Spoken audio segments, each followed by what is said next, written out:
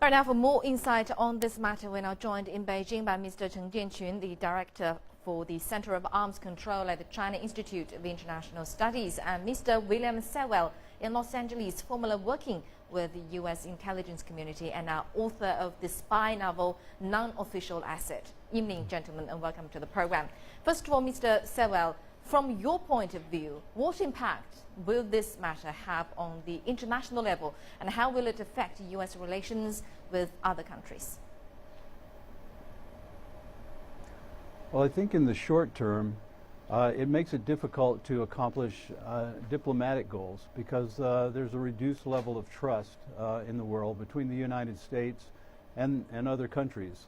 So it makes it a little more difficult to negotiate treaties such as trade negotiations, arms control, that sort of thing.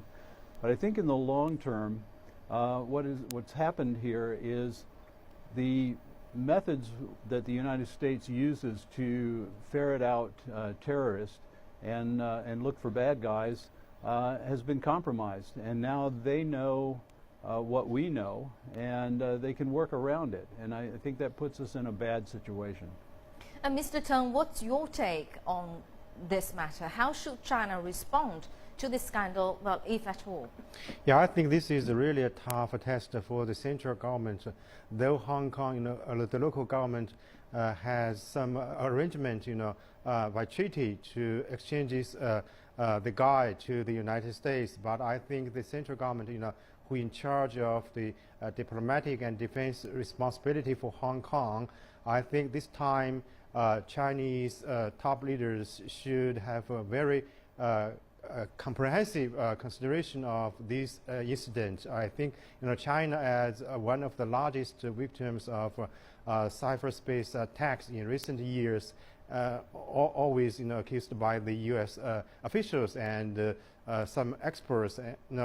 During the 12th Shangri-La dialogue, the U.S. Secretary of Defense Chuck Hagel even pointed out that China is the largest hacker countries. So I think this time Edward Snowden just opened the Pandora box of the cyberspace attacking operations by the United States, and China agreed to talk about this in the coming strategic and economic dialogue. So I think China's position is very clear that the threat from the cyberspace actually is a common state for any country, not only for the United States, not only for China. So the countries, no matter you possess is the largest, the most advanced technology in information technology, you should cooperate with other countries to deal with such a new challenge.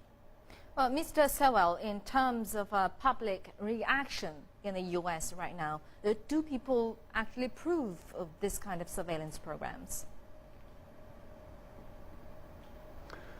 Well, as the poll showed, some people do approve, some people don't. Most of the country, I think, is undecided.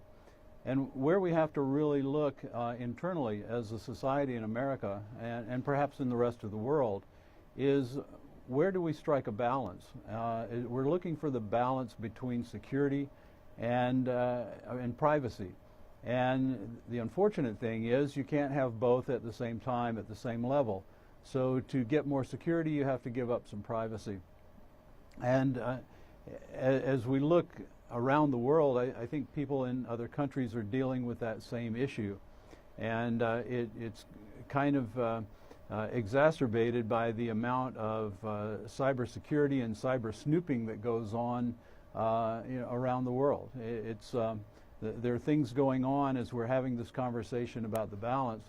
There are things that are going on that we don't know about, and it may be that's a good thing, but we do have to struggle with this with this whole conversation about what is the balance. How much privacy do we really want to give up in the name of security, and how secure are we in giving up our privacy? And I think that's why many people in the United States are undecided, because we just don't know the answer to that. And Mr. Teng, there is indeed rising concern regarding global cybersecurity. Is there a way that this problem can be solved? Yeah, I think this is really a new challenge for the international community. As we all know, the cyberspace actually is the fifth